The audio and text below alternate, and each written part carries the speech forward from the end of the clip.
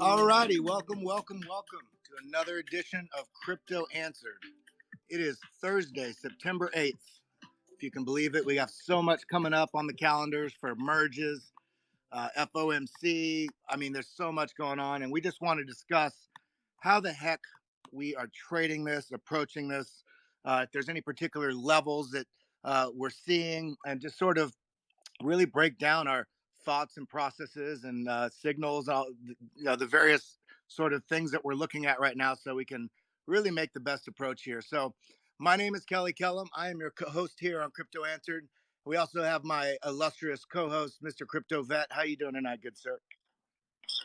I'm doing great, man. Just been catching up on some work. We're watching the markets. I was on Coffee and Crypto this morning discussing some of the ETH merge. So it's been a good day. Right on, man. Well, I always appreciate having you here with me and helping me out and working as a team. And with that being said, I also want to shout out our partner, PennyFly Entertainment, who has basically organized a really great podcast distribution of this show. So I will also be just shouting out some of the handles for all the different speakers, just making sure that no matter where people are listening from, they know where they can basically find these wonderful guest speakers that are spending their time, energy, and experience to share here with us, because it's these types of spaces and this type of community that really, really makes me appreciate the crypto environment, and also, what's in store for the next 20 years. And all of those of you that are here tuned in at Crypto Answered, you're in the right place. You're investing in yourself. You're investing in your education. You're opening your mind to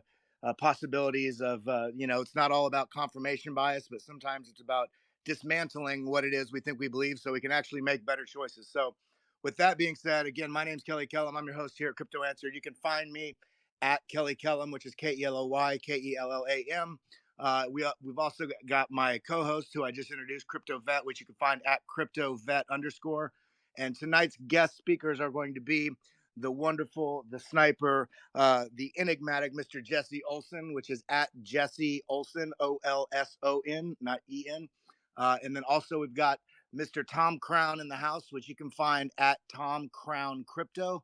And then we also have one of my colleagues from the Hit Network, from the BitBoy channel. He's also a great trader and has so much good information on trading. So I'm very happy that we were able to bring him in and join tonight. His name is AJ, and you can find him at AJ Writes Crypto. And we were supposed to have JD in here tonight, and he had something come up, so he won't be here, but that's okay. We'll have him on maybe next week, and that just makes more space and time for us to talk about everything going on. So, with that being said, I'm just going to throw it first to Mr. Tom Crown. We haven't had him on in quite a while. How are you feeling about what's going on in the markets? Are you seeing is anything popping out? Is any sort of immediate sort of opportunity, or are you just patiently sort of waiting for the right opportunities to present themselves? Hey Kelly, yeah, thanks for having me on. I think I was on briefly once, so this is my second time. It's good to be here. The markets, man, what a boring day.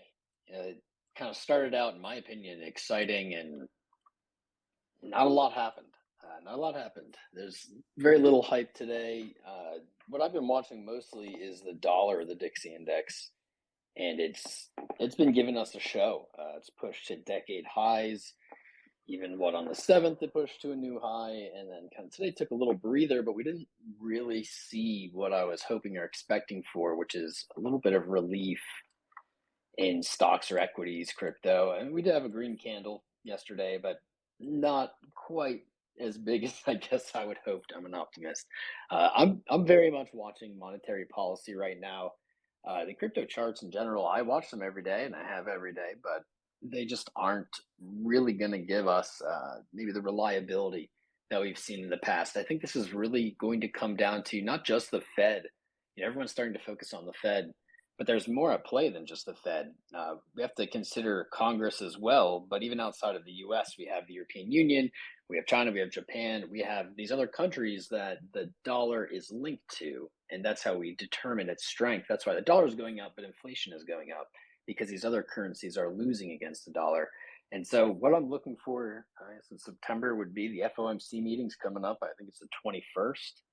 And it might make myself look bad here, but the EU, I believe, is also planning to release some kind of interest rate hike in this month. And what's going to be kind of a spicy thing that I don't think people have talked about much yet is how hawkish the Fed is versus how hawkish the European Union is actually going to be a new factor in play here, where it's not just the Fed being hawkish. Say the European Union comes in a little bit more hawkish than the Fed, we may see the Dixie go down. You know, the euro has really gotten beaten. It went below parity. It's kind of recovered that, but I think maybe the next, what do we got here? 2 weeks. Hopefully we have a little spice in between, but until about the 21st, I'm not so expecting much movement in the markets. Yeah, you know, it's interesting. You pointed out that the markets not only today, but for the majority of days, we've had a huge sort of constriction and volatility, minus the breaking of that when we're taking these leg down each consecutively over the last about 6 months, really. But we're having these very tight constrictions and volatility and very small ranges that we're playing within, trading within, Bitcoin, Ethereum. But the other thing that I'm noticing also, I mean, I'm even looking at the numbers listening right now, and back in when the market, when there was still, I don't want to say that there's no hope in the market, but when there was a bullish, very high bullish hopium, when we were still pulling back initially from the November highs, or when we started falling, all the way through till about, I would say, April. I mean, we were getting anywhere from 700 to 3,000, concurrent live listeners on the show, and it just goes to show you, even when we've had huge guests on in the last uh, couple weeks, it doesn't really matter that you can see it not only, and I'm sure you see this as well, Tom, on the streams on your show. There's a huge difference in interest right now, which also speaks to that other metric that some people bring up with on chain or other stuff, looking at the lack of any new retail interest, the lack of new entities, the lack of really any demand coming in. So coming up in, like you said, to the September 21st with the FOMC meeting, also the European, the European side of that as well. That parlaying that also coupled with the Ethereum merge that's happening here in a few days, and then right after that, we're having the Cardano merge the day after the FOMC on the 22nd. I'd like to throw this to Jesse. How are you weighing all this? I know you're very focused on the charts most primarily, but all these factors there's such heavy factors, engaging and influencing the markets right now. Are you still finding trade opportunities that you're riding, or are you kind of sitting back for the most part at the moment? Yeah, what's up, everybody? Yeah, just to kind of hit on what you're saying, I remember one of your shows was like over 4,000 people. So I was kind of noticing before you said it, it seems like we have almost as many speakers as we do people in the audience. So it'll come back though, once the longer term uh, trend is broken and things start to go back up. But overall, I'm still seeing like the monthly, the weekly, all bearish still for Bitcoin and crypto overall, right? So the trend is your friend to the end. So my whole thing was buy the dips, of course, more heavily on the upswing, and then short the bounces more heavily. I've taken long positions here and there too, but short the bounces more heavily on the way down, and I continue to do that. So my main account, I'm still in a short position from August 17th, my most recent one, and that was from 23,957. So I don't have any, like, based off my strategy, I don't have any buy signals on it. I'm just holding it. It's close. It could turn around for a quick retracement, but got to hold strong and try to push the trade as long as possible.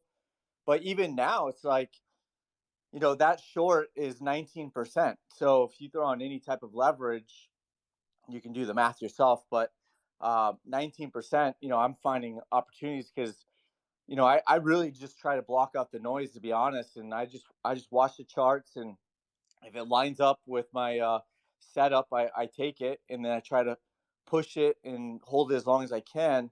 And I was watching this short setup, since June. So it's not like I'm in and out, in and out, in and out. Is I was watching it, I was stalking it, and then when it lines up, I just execute it, and then just try to hold it as long as possible, because it can always go down further than what we would think. It could always hit the targets, and then, which it did, it hit the two main targets already, and then now it's below the second main target. And that's what I always do is I map out the main targets where there's a confluence of a couple things that line up, and then I always put an arrow underneath the bottom target, because if it starts closing below the bottom target, I want to keep holding on to it as long as I can. And that's when you can really potentially pick up some magic on capitulations or whatever. If you're trading it to the upside and it's breaking out and it hits those targets, if it goes above it, then you could really try to capture the upside to it as well. So for me, I'm aware of everything that's going on out there with the raising interest rates. The DXY, has hit my 110 target. Uh, it's been rejected off of that probably, I don't know, 3 or 4 times. But I had that mapped out like 4 or 5 months ago. And so if it starts closing above there, and it still looks bullish to me on the weekly and the monthly.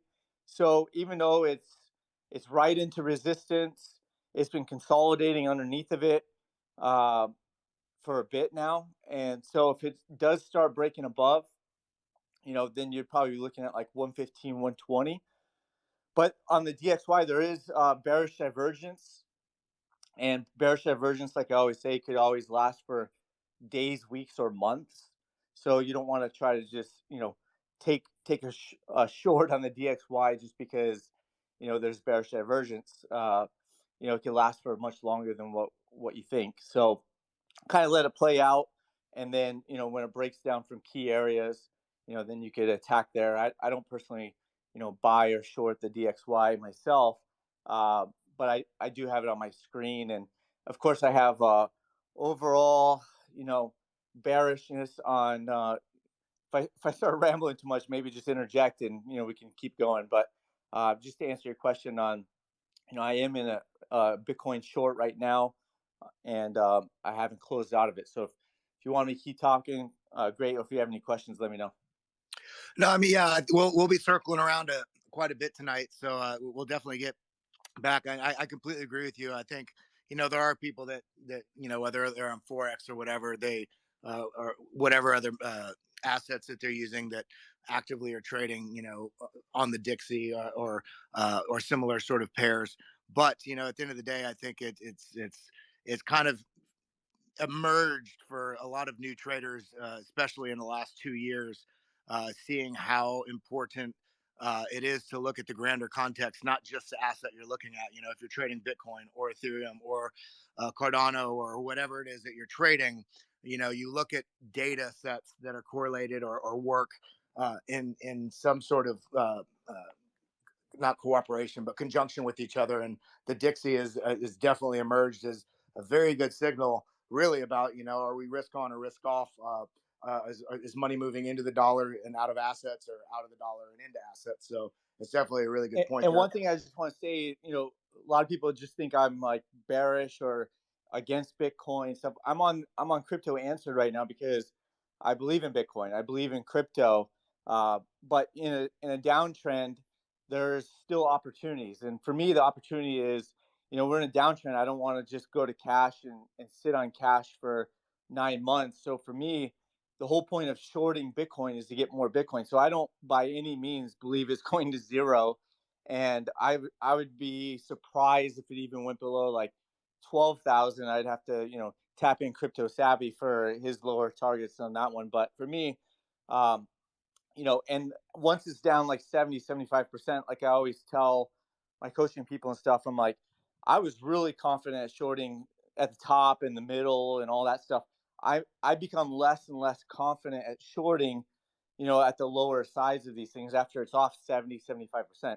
Could it go down significantly more? Yes, it could. Could drop another 30, 50%. We don't know.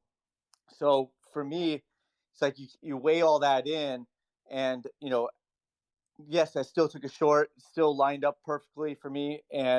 But like I said, I get more and more less confident as we get lower and lower, right? So, I short it to get more Bitcoin, and that's the reason why. So, I just want to make it clear that I'm not anti-Bitcoin. I don't think it's going to zero. So, No, I mean, I think that's a good point. And you kind of also passively highlighted another important thing there. Even, like you said, you're getting less and less confident with shorting. However, and you also said that you also didn't want all your cash just to be, basically just sitting there waiting for the right opportunity. You are using a portion of it to trade on the way down, but that also, I'm 100% positive you're not trading, 100% of your portfolio, and thus if we were to get a 30% drop or 40% drop or that crazy drop like we had in 2018, that just, we are in that massive triangle that we basically broke down and finally found the floor, but we lost basically 50% of the value in the matter of about 3 days. People that had yeah, people that had cash on the side were able to take advantage of that. yeah, I never 100% of portfolio on a trade. I learned the lesson the hard way in my 20s when the 2007 housing crash. I kept doubling down, trying to compound the wins on fix and flips and being in mortgage and real estate, and I went back to zero. So I said I'd never go back to zero. Now in my early 40s, I'm too old to go back to zero. So no, I never put the full amount in. I'm probably more aggressive than I need to be, but uh, you know, I'm not fully in and fully aggressive. So, anyways. I'll throw it, and I do want to pause and say I get so excited about because I'm thinking about Crypto Answered all day long, every day on the days that we're throwing it, and I'm in conversation with all the panelists and stuff, and sometimes I forget to say I really appreciate having all you here. I really do, and I appreciate you spending your time and energy. And I do want to shout out for everybody that's listening. I appreciate y'all's time and tuning in. Also, definitely give every one of these speakers at least the privilege of having you check out their profiles. And if there's stuff that you like, definitely give them a follow. They all share all kind of great content as well. Most of them have their own newsletters and all kind of different things that they're doing. So I want to throw it to Mr. Crypto Vet. I know you're speaking this morning on Coffee and Crypto. It was a great discussion, more on the technical side of the Ethereum merge and stuff. But in terms of what's going on in the market, especially with the big three right now, in terms of all the news stories going on with Bitcoin, Ethereum, and Cardano, is there anything sort of similar question I asked to AJ? Is there any sort of setups that you're either actively trading at the moment, or that you're waiting for like a key levels either direction that you're looking for entry setups?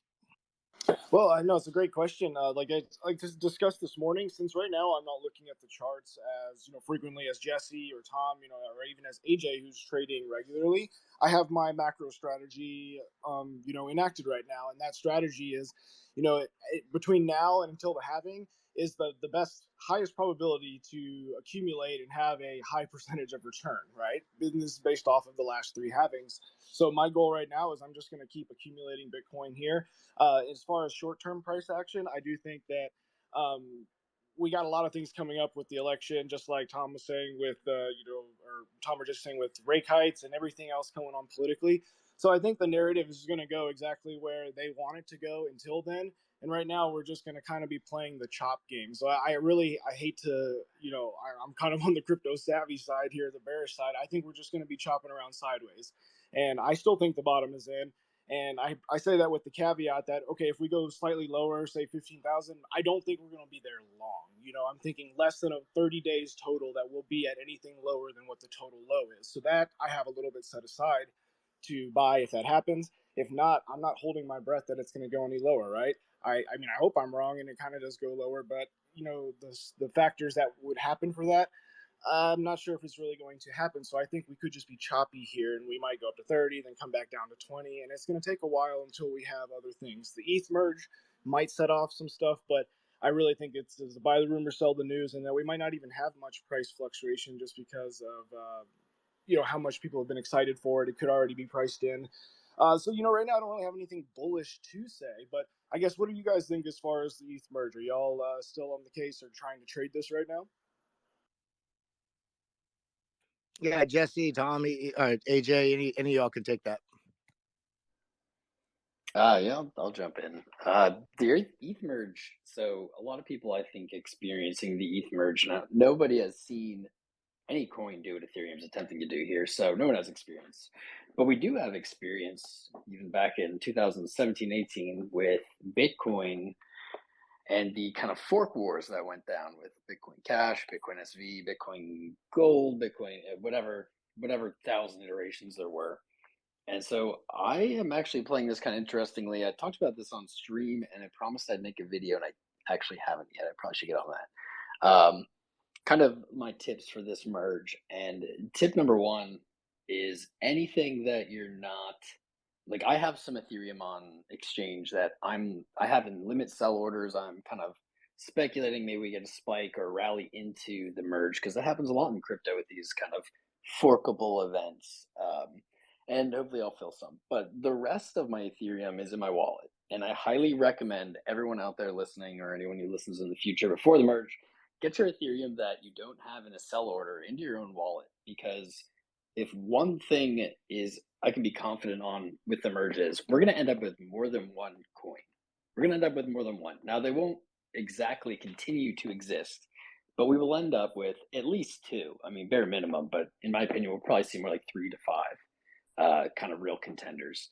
And if your coins are on, say, Coinbase, and this happened with Bitcoin Cash, I don't even know if they ever gave out Bitcoin SV, actually, in my knowledge, but you're at the whim of the exchange. And so if there are multiple coins that flash into existence, they may have some value, but you're not going to be able to do anything until the exchange that you have those coins on decides to credit you, if they decide to credit you them at all. And so, kind of a learning lesson I think from 2017 is when this goes down, anything Ethereum wise that isn't on an or doesn't need to be on an exchange shouldn't be. I'm going to look to my personal strategy. I'm going to market sell anything, any resulting coins, uh, any kind of extra things that happen. I'm just going to market sell them right away, and mostly for tax reasons, but also because we've seen them not really hold value over time. You look at Bitcoin Cash, you look at SV or gold or whatnot, and I mean, my baby Litecoin's in the same boat right now. It hasn't broken its all-time high, but they've kind of just had a downward trajectory, since 2018. And I think if those end up being the winners, that I'll probably be able to buy back in at some point, especially if we're in a prolonged bear market. That's kind of my whole thoughts on the merge. I'm skeptical. It's a big task, and crypto devs are notorious for being late. So we'll find out. Yeah, I mean that's some great consideration. I hadn't even really put much thought into. So thank you for re-highlighting that sort of with the forks and some of the considerations that go along with that.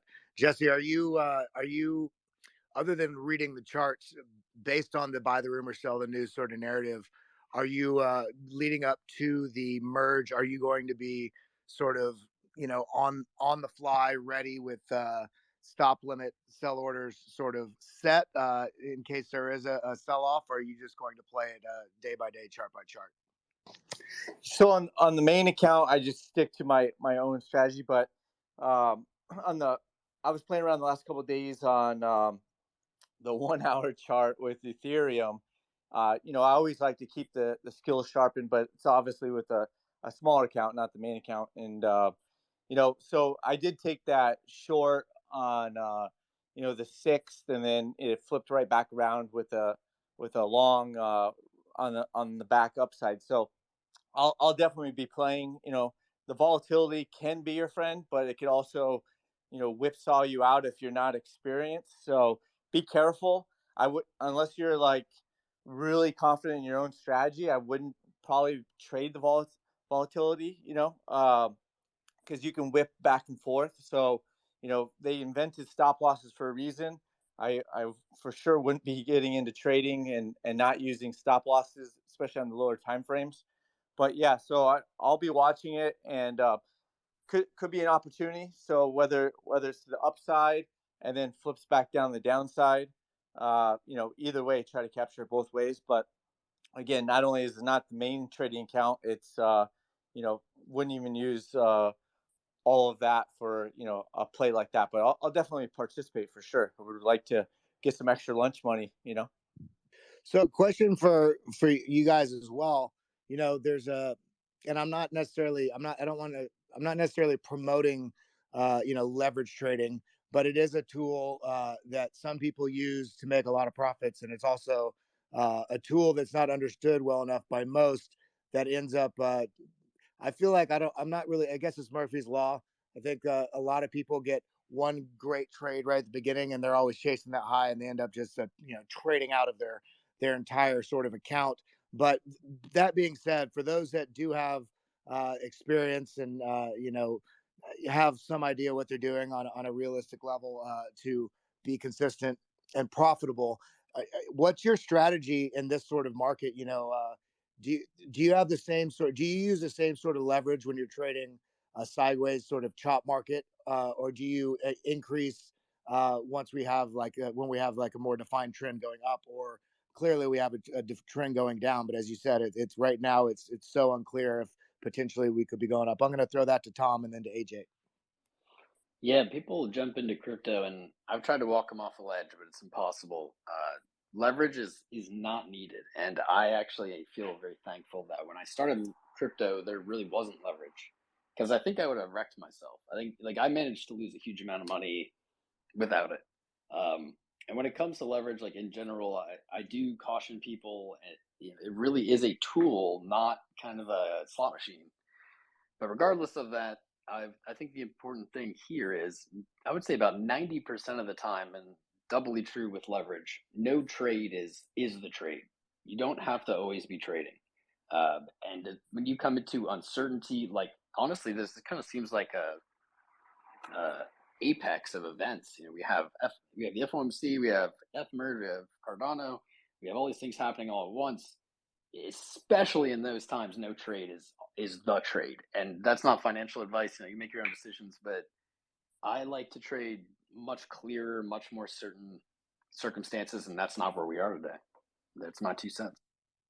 Yeah, I heard an interesting statement the other day listening to a completely non related podcast series, and the phrase was, and I thought it lined up so perfectly with what you're saying and with trading, and it's doubt means don't. So if you're doubting, if you have any doubt in your mind about what you're doing with the trade, that means you probably shouldn't be making that trade. But yeah, I see Jesse's hands up, and then we're going to be throwing it back to AJ.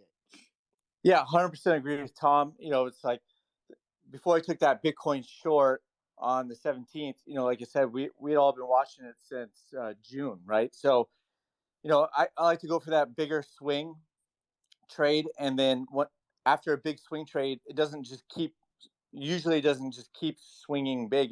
There's a consolidation period, right? The chop, right? So you could have a great trade on the swing and then give it all back being chopped up while it's consolidating up and down. So for me, it's like when there's a chop and I'm waiting for the next big swing setup. That's when I play around with like the lower time frames and do the same exact swing trades, but on the lower time frames. And that keeps me from getting antsy to risk too much on the big swing trades when it's not lined up the way I want it to be. So, and leverage. What I always say is can be the great equalizer, or it can be the great destroyer. So, like Tom said, you don't need leverage, and I definitely wouldn't. If you're brand new to trading, I wouldn't even use any money. I would paper trade. You can paper trade for free, risk free on TradingView. Um, I wouldn't use any money. And then I always talk about, from paper trading, the next level of paper trading is kind of like trading with your lunch money, something that you could go to lunch or dinner with. You wouldn't even lose any sleep over if you lost every dollar, right? So that's kind of like you start graduating up, and then you can just trade spot and be fine.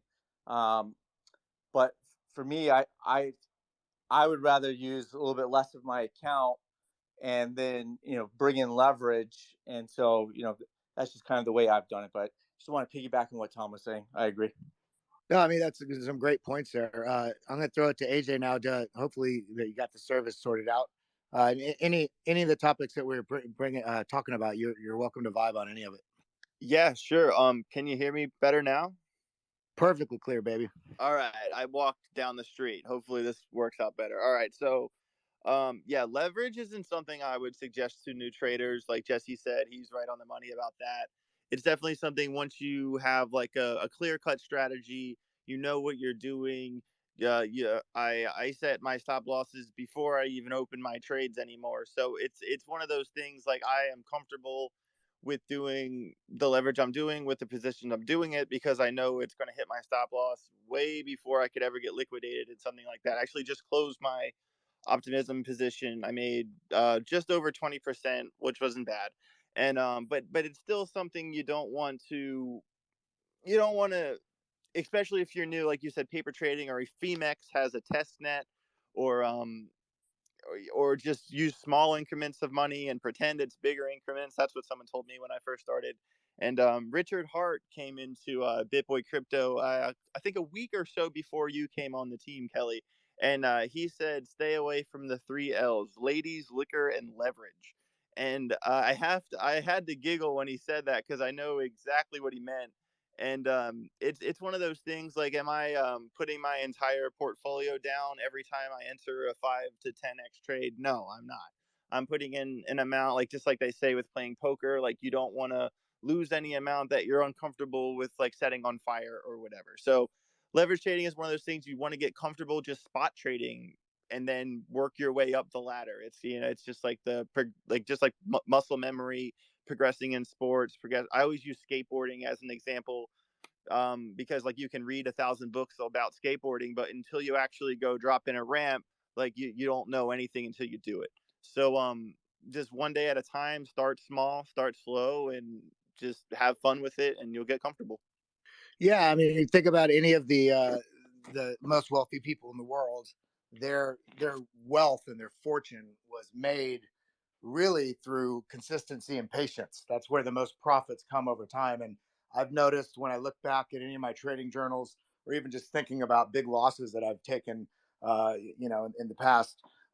Luckily, my losses are much smaller now. It only comes from the tuition I paid from the too large of losses that I had early on. And that, I think that kind of speaks to the fact that when I look at the setups that I was going after, the the poor risk management that I was utilizing, it was all informed from greed. From greed, the more greedy I was, or really was trying to take bigger swings, the more likely it was that that was going to be a poor trade, because you're tracing something based on bias at that point rather than data. And so, yeah, I do definitely want to just echo all the things that you all were saying. But I also see Mr. Matty Greenspan, who's been a guest on here a few times. You're welcome to hop up on stage if you want at any point. If not, you can also listen. I know you're on the other side of the world, but yeah. But that being said, I don't know, Jesse, Tom, AJ, Vet. What, what other topics, or with whatever else is going on in the market, is there anything else that you're watching? Or for instance, here's a good question. I think one of the things that not I'm compassionately empathetic for before it happens, and that is whenever we get the next bullish sort of push up. Uh, I think there's a huge consideration that people need to be aware of, that just because we push up to $26,000, I think there's going to be a lot of people that just go balls to the wall and think that the bull market's back on. So there's some key levels that I'm looking at to really determine that we're actually back in a bull trend, because there's a lot of ceilings and layers above us before we have to break through, and that sort of consideration. Jesse or Tom, or even Maddie, who just hopped on. Are there any sort of levels that you really want to, not, I don't want to say caution, but bring to people's attention that we really need to be paying attention to when we do start getting any bullish movement? That can go to yeah. There you go. I can jump on, but I don't know if since Maddie's on now, I don't know if he wants to jump on one. No, it's not my type of question, man. You know me. I'm a build through the bear market kind of guy. So I don't care what the price is doing, honestly. That's such a good reminder for everybody. The longer term plays really get it. Yeah. What about? So for me, it's like I'm more not looking at it like a price amount. For me, it's, I really heavily study obsessively, RSI and and always looking at key things. So for me, like if you started seeing on the weekly chart and then later on with the monthly chart, RSI getting back above the 50 level, that would either be a more significant bounce in a bear market, or it would be, the bull runs back on, right? So that's if you're a long-term investor, I would be looking at the weekly and the monthly chart or the higher time frames, and that would be kind of your signal that it could be a longer run potentially, or the bull market's back on. So that's kind of what I'd be looking at. And if you're looking at the weekly now, it's nowhere near that. So the weekly RSI right now is 31.54. So to say it's got a lot of work to do is an understatement. So the other thing is on the monthly, the RSI has never been this low before. So I've seen so many technical analysts call this out as like the bottom is in because the RSI has never been this low before. But then the RSI went lower, right? And the one thing I keep pointing out for like a year and a half is, how would Bitcoin do if the overall NASDAQ market was in a bear market, similar to 2000, 2008? Well, coincidentally, Bitcoin has never really experienced a bear market. It came out after the bear market for 2008, right? So now you're looking at the NASDAQ on the monthly RSI has never been this low. And now Bitcoin's monthly RSI has never been this low, right? So it seems pretty correlated to me. It doesn't mean that they're going to move exactly the same at all times. But overall, if you're looking at the weekly and monthly, the NASDAQ RSI, monthly is still trending downwards, even if this is the lowest. It's been trending downwards, and so is Bitcoin. So looking at the lower time frames like weekly and stuff like that, they have a lot of work to do to get back above the 50. So until then, you know, you wouldn't have any, type of you'll have good bounces here and there, but you won't have any like substantial bull run is back on, or, some sort of massive bear market bounce until it's getting up closer to that area. So that's what I'd be looking at if I was an investor and not a swing trader, is looking at the weekly and the monthly time frames. Is it getting closer to that 50? Is it kind of moving back up? So if you have a trading view chart, you can go back to previous bear markets for NASDAQ and Bitcoin and just kind of look at the monthly and the weekly. When it went back above the 50, it was a pretty good indication that, hey, there's a bigger move that's going to be happening most likely. So No, I mean, I think that's great info, and I want to throw it back to Matty because he pointed out something that I think that he could speak better on this than any of us could, because he's, for anybody that doesn't know, Matty Greenspan, he's got a great not only newsletter but also a company called Quantum Economics. And he definitely has a wonderful grasp on just long-term investing and how to establish, or evaluate what the value of something is versus what most of us traders do, or most people that are especially new to crypto. They're so laser focused on price, thinking that the price has something to do with the value.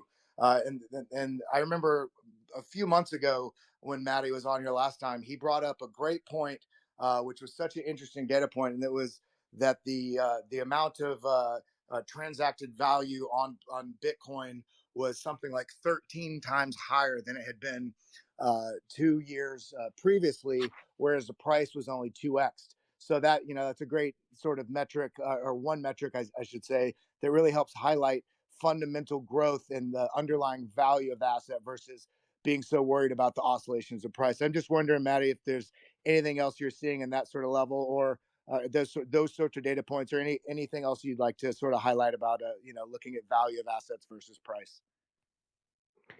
Yeah, definitely. I mean, there's a lot of things I've been looking at lately. But you're correct. I mean, people do, they don't understand the difference between value and price. And I think Warren Buffett said it the best, that price is what you pay, and value is what you get. So when the price is low and the value is high, you're basically just getting a very good deal. Um, I mean, I think that at the time we last spoke, the amount of money flowing through the Bitcoin network was at an all-time high as far as the 90-day average of transactional volume. It's come a bit down since then, but so is the price. But in general, I would say that we could see the price lower. People always ask me, well, we're at 19,000, we're at 18,000. Is this the floor? Like, I don't know. It could be, but it doesn't really matter, because in my mind, the purpose of financial assets is to hold them long term, not to pinpoint the exact bottom of the market, but rather when you have excess capital that you're not doing anything with, you want to put that into the markets. And then you only withdraw that capital when you need the money, or you're going to use it for something else. It's no longer excess capital. And then as long as your time frame for doing this is anything above 2-3 years, you should be doing quite well. And the longer your time frame goes up, when you go up to like 10 years, then your chances of losing money over a time frame like that are basically nil. Um, in general, I mean, especially versus holding money in the bank. Holding money in the bank is a loser's game because over 10 years' time, your money is probably going to depreciate by about half of its value. Whereas if you're holding on to financial assets, that then you're gonna be doing well over time. Your money increases in value over time. So, and these are just general philosophy things, but I've come to incorporate them in my portfolio very well. But then we get to the next level, which is build stuff. And when you build stuff, bull market, bear market, it doesn't really matter. You just keep building. Those are, yeah, excellent points there. I know, Tom, on your channel, you, of course, there's a lot of focus on the trading side of it, or not, maybe not just trading, I should say, technical analysis. And I think that's probably more tailored because that's a lot of what viewers are asking for. But I also know that you're a very avid long-term stat stacker. And do you have any thoughts on what Maddie said, or any other sort of long-term sort of outlook on how you're setting up your portfolio, especially on the whole hodl side versus how much you're allowing yourself to trade out of your hodl portfolio, or any strategies there?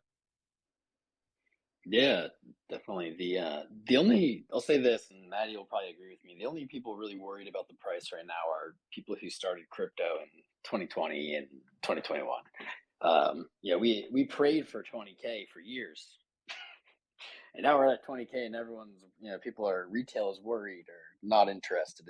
It's just perspective. There's the longer you're in the space, the it's probably confidence or belief. Some people, like I guess myself, started out with kind of on the basis of belief, and that's become less common. I think it's become more Lambos, but it's always been a little Lambos. But I really think belief is a big part of honestly any investing. Do you believe in the future of what it is you're putting your money into? And hey, back to Maddie said that your dollars sitting in the bank account are doing nothing for you except for they're a guaranteed loss year over year. If you look back any number of years, your dollar today doesn't have the same purchasing power, and I can all but guarantee that'll be true next year and the year after and year after that. And if you invest in the things that you believe in, what you see the future, what does the future need? Is this part of the future? I don't know if people should be investing in cotton gins anymore or something, but is this part of the future? And if the answer is yes, it's going to be a bigger part. It becomes much easier to endure the uncertain times, like right now with the choppy price, or your portfolio's down. I've been down 80% before in crypto. As I said in the beginning, I'm glad there was no leverage. I think I would have had nothing. Um, but yeah, it's a long game. There is no such thing as get rich quick. It's a lie sold to our confirmation bias. We want to get rich quick. We want it to be real, but it isn't. there's no such thing. There's just different speeds at getting there.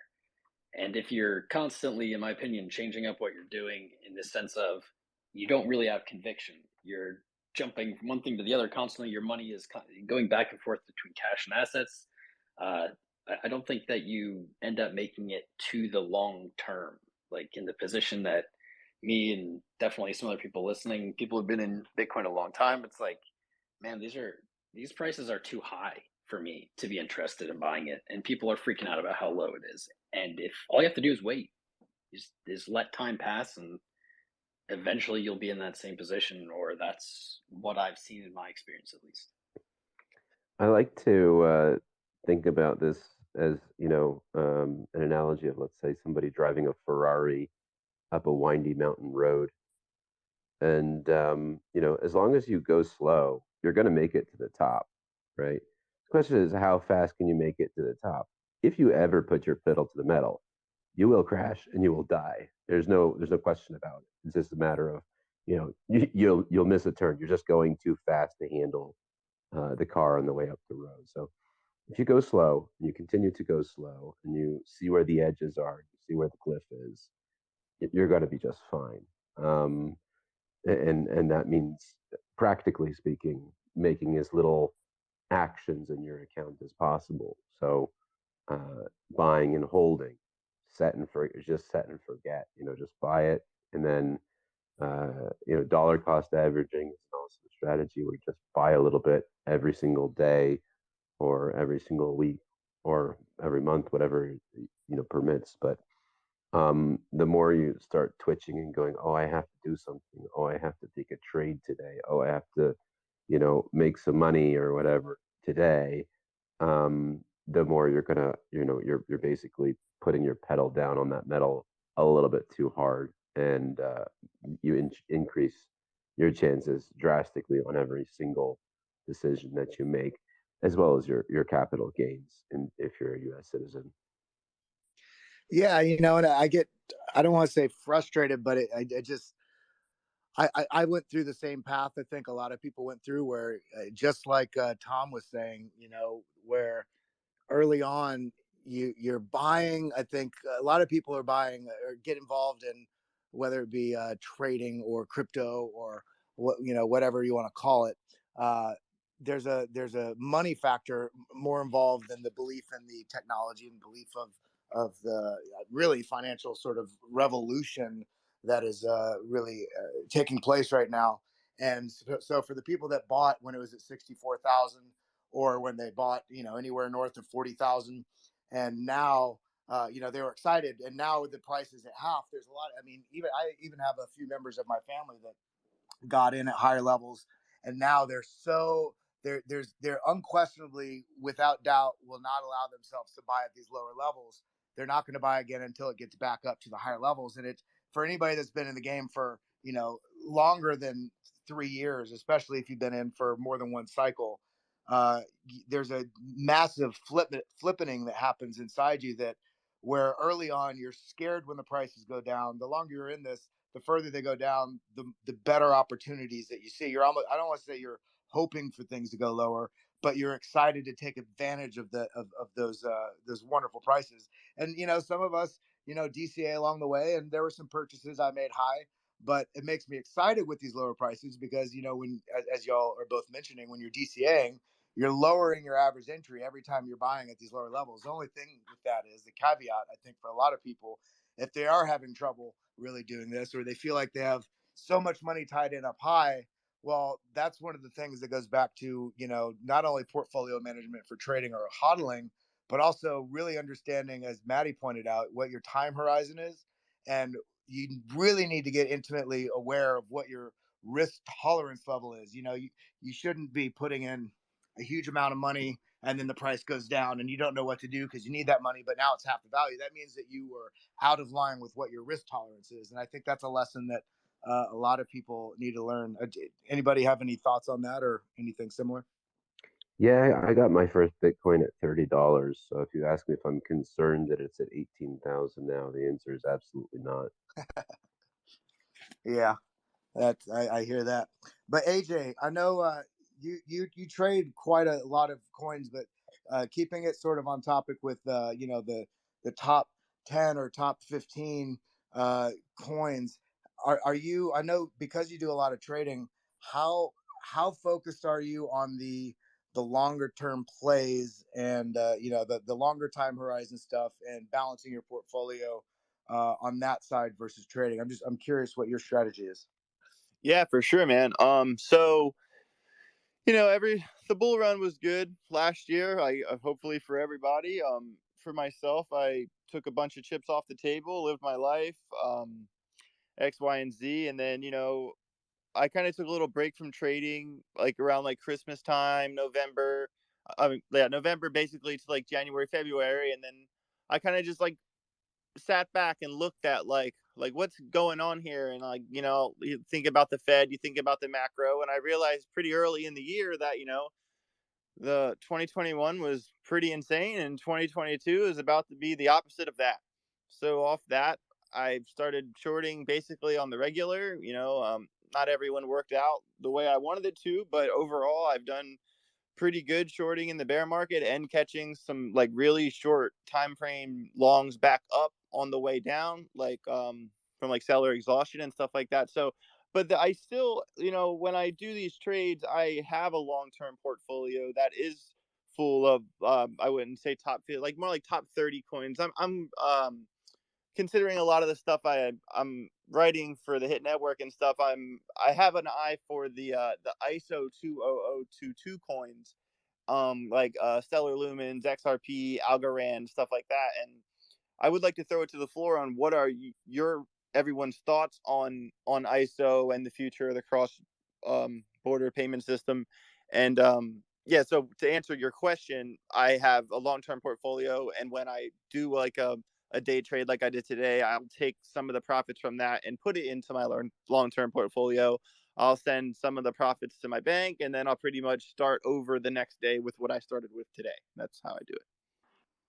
Yeah, it's mostly gonna go towards like Swift and actual international payments and settlement, because it's the ISO is specifically going towards messaging, if I remember right, and the 20022 call is saying that the actual crypto is compliant with this messaging system that Swift is trying to enact. Thus, you have HBAR, Quantum, XRP, Stellar, and the whole list of those that fall under that category. I think that's what AJ's talking about, right? Yes, sir. I mean, I'm bullish on all those, but we have to worry about regulation, and I don't think anything is going to change on those in the next 6 months, right? We're going to have just normal price action. If we do actually have a settlement on the XRP SEC case here in the next month, maybe we could get some price action from that, but that would still have to be on the cascade of relisting. And then even on the relisting, let's say we see a pump on it, right? The people that are buying in, a lot of people are going to take profits, especially during this time. So it would be another short-lived, probably unimpressive rally for XRP until the next bull market. Those are just my thoughts. Nah, totally, totally. Now, like, what I should have framed my question a little bit better. That was my mistake. I'm not really looking at it as in because coins are ISO compliant that will immediately turn into positive price action. I was kind of just looking at like if you zoom out and think about like how the utility of the compliant coins and how HBAR and Algorand and Stellar and all those will literally be used in the future for the global cross-border payment system. Just the utility of blockchain, of it improving and optimizing things that could be improved upon in the legacy system. That's like really what I'm bullish on in crypto long term, like how blockchain is going to basically improve everything that needs to be optimized. And I just kind of was just passing to it on that. Bitcoin fixes this. All right. Thanks a lot for having me, guys. It's 3 a.m. here. We'll see you soon. Yeah, no problem. Thanks for Later. joining. Anybody, definitely go check out his profile. He's at Matty Greenspan. Thanks for joining, brother. We appreciate you. I know it's late there. We'll see you next time. And for everybody else here listening, thank you for being here with us on Crypto Answer. We probably got about another 10 minutes. I got somewhere I've got to be a little bit, so we're cutting this one a little bit early tonight. But we can continue that conversation if anybody else has any thoughts, even if it's not on the fundamental side of it. If are you more of a fan? Especially, I mean, the two big ones, absolute contenders, XRP and Stellar Lumens, obviously having different sort of communities built around them, and slightly different use cases. One's more corporate banking, one's more personal remittances. But are you all like equally sort of attributing those in your portfolio, or are you a fan favorite of one or the other? I know Vet's an XRP guy. I'm definitely XRP, but I know I get a lot of hate for that. So I just answer any questions people have on it, and then other than that, I just follow the case and DCA on Bitcoin and XRP. Right on. Well, it looks like we got about 10 minutes left, so I want to open the floor. Looks like we got JD, so let's invite JD if he wants to speak. He was supposed to be on today. He had a prior engagement that made him sort of reschedule. But if he hops up here, we're happy to have him talk. But while we're waiting on that, I'd love to open the floor to anybody if you want to add a thought or a question. Before we wrap out, we'll do that. And then I'm also going to be inviting up Crypto Ryan. He's a sort of frequent here on the show, and he's always got great things to say. So you're more than welcome to pass any thoughts or comments or anything you're seeing on the markets right now. Crypto Ryan, if you want to accept that, you're more than welcome to hop up. But while we're waiting on anybody to request to speak, Jesse, Tom, AJ, any other thoughts that or considerations you'd like to share with anything going on in the market, or anything you're really hoping for people to watch for? Hi guys, I don't know if you can hear me, can you? My microphone's actually broken. Oh yeah, you said we can hear you. Is that okay? It must be working now. How's it going, guys? It's been quite a while, hasn't it?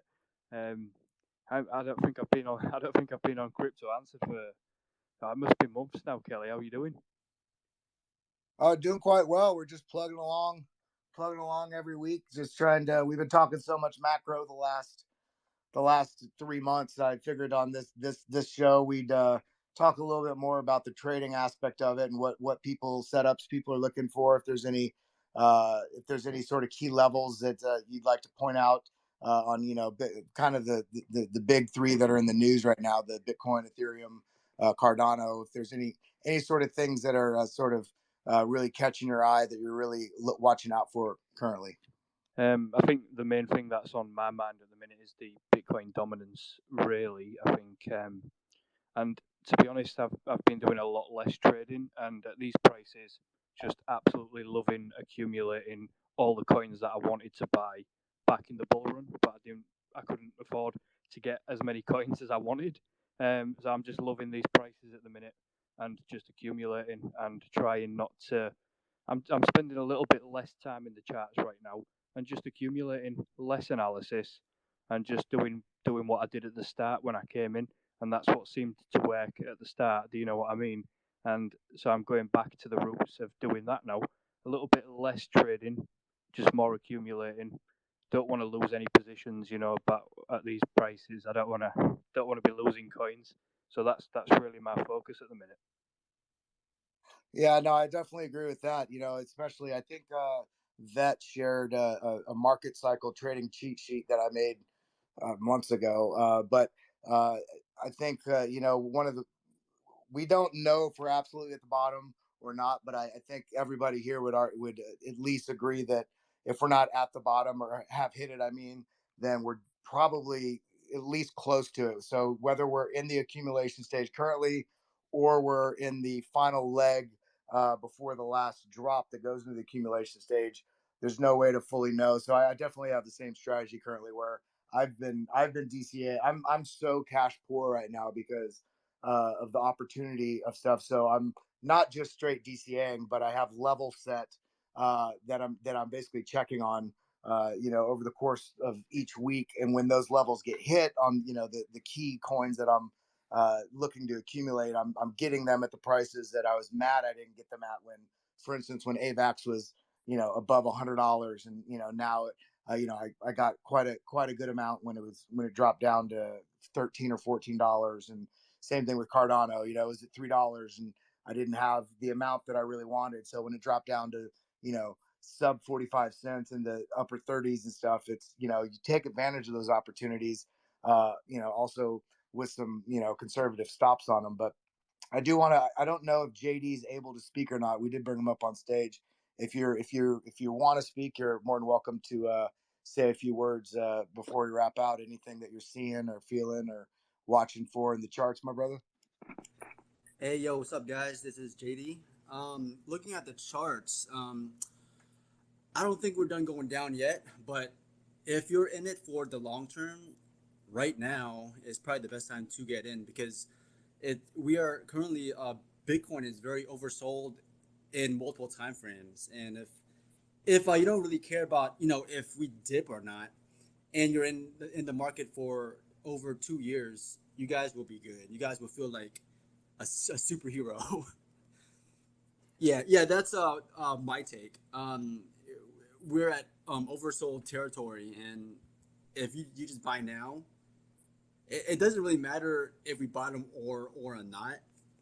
I've been DCAing during this dip, so my targets, what I'm looking at is we may have a double bottom, probably hitting that 17.6K ish, and that's the time I'm gonna start accumulating heavily on.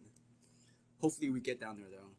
There's no way to tell if we are going to double bottom or dip further, but that goes back to what Vet was saying earlier as well. Even if 17.5 isn't the absolute bottom, it goes back to we are in by all metrics, which are the on-chain metrics, as well as looking at the RSI, the stochastics.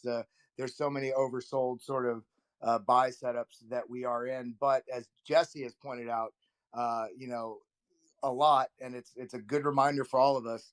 The market can stay in severely overbought or severely oversold levels and continue going in that, continuing with that trend, whether it be to the upside or the downside, longer than most people can be comfortable with. So, but that being said, we are still looking at a combination of some of the most common or key metrics.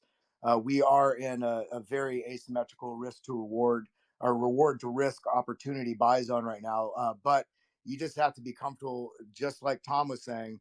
You have to understand the technology that you're investing in, have belief in it, and if you DCA in at these levels and it does drop another 15%, that's not the end of the world, because we have less of a risk to drastic downsides than we do having all the fundamental data we do, and the growth of the network and the adoption curve. There's so much bullishness that's on the other side of it, not looking at price, that the likelihood of where we can go from here is far outweighs the dip that we may have from here. Well, one thing I would say now, Kelly, is in terms of both directions of the market, the people who are buying now, who know there could be another drop, are the same people that will take profits knowing that it could go higher. It's exactly the same. You might miss out on some percentages, you might lose out on some percentages, but profit is profit. And if you're taking back your initial investment, you can't lose. So I'll end it with that for me. No, yeah, I totally agree with that. And I think with that, we're coming up kind of on the end of the time, and there's no need to talk in any more circles. I think we're all in agreement. It's an excellent DCA zone. It's always a good time to practice good risk management. Check in with your convictions, understand what your time horizon is, and what your risk appetite is, and how you're managing your risks on the trades that you are putting in. And if you're just DCAing and long-term investing, then there's really no reason to force yourself the stress of checking in with a 15-minute or the 5-minute or the 3-minute or the 1-minute charts all day, tracking every dollar move. If you're a long-term investor, have the long-term outlook and the long-term practice and how you're managing not only what you're investing in, but don't give yourself the stress of looking at the 1-minute chart and worrying about it if you have a long time horizon. And long time horizons definitely are what serve all the wealthiest people in the world the best. So let's take a note out of their books and stop being so greedy, trying to trade every single move. If there is a trade setup that presents itself and you have confluence with all of the signals that you understand, not that somebody else told you to look at, but signals that you understand, then that's when you take your shots. And the more experience you get, the more often that you can trade and find those good setups. And then I think it was Tom that said it. For most people, most of the time, the best trade is no trade. That doesn't mean that has nothing to do with DCAing. DCAing is always wonderful practice in process for Bitcoin. I think with the smaller market cap you go down on altcoins, the more risk you're taking on. So I wouldn't necessarily advise the same DCA strategy for Luna Classic, but for the major coins, the top 20, in having a diversified portfolio and having a DCA process. And when you do find the trade setups that you understand and the confluence of signals and indicators you understand, then you take your shots. But with that, I do want to say thank you to all the guest speakers. I want to say thank you to all the people that have tuned in. We really appreciate you. We will be back next Thursday at 7 p.m. Eastern Standard Time. And I do also want to just remind and recommend everybody to check out CryptoVet at CryptoVet_, Jesse Olson at Jesse Olson, JD at JAYDEE_757. He likes to have the difficult one. I like that. And then at Tom Crown Crypto and at AJ Wrights Crypto. And then also, of course, we have Maddie Greenspan on, and of course, Ryan, which is Crypto Ryan 17. If any of y'all have any last things you want to say or share, or encouragement or a dad joke, let me know. Otherwise, we'll wrap it out. Yeah, thanks for having me on. I'll see you tomorrow at the office. I really appreciate the opportunity to come on and talk to everybody. I've been on the sidelines with crypto Twitter, just using it as a place to research and not as a place to engage. But now that my roles are kind of changing at work and with my overall outlook, I do plan on being much more involved in the Twitter space. So if you would like to ask me a question or anything like that, I will always respond, and I'm willing to have a conversation with anyone about moving forward with crypto. So thanks for the opportunity, Kelly. Great job hosting, guys. All the speakers. Shout out to the snipers that are listening. I see you, and can't wait for the first NFL football game starting very soon. So excited for that. Let's go. Yeah, baby. And the last thing I want to shout out is our partner, PennyFly Entertainment, which you can find at PennyFly ENT. Excuse me. And we, for any of you, if you can't catch us live here on Twitter, the recording is always on our wall, or on my wall, and any of these other guests when they share the promo for this. But then also, you can also find us on iHeartRadio, Spotify, Apple Music. Just search for PennyFly Podcast and go to the Crypto Answered one. And we will be back next week. Other than that, I hope everybody has a wonderful weekend. Thank you again to all the guests. Thank you for all the listeners. And I will see you next time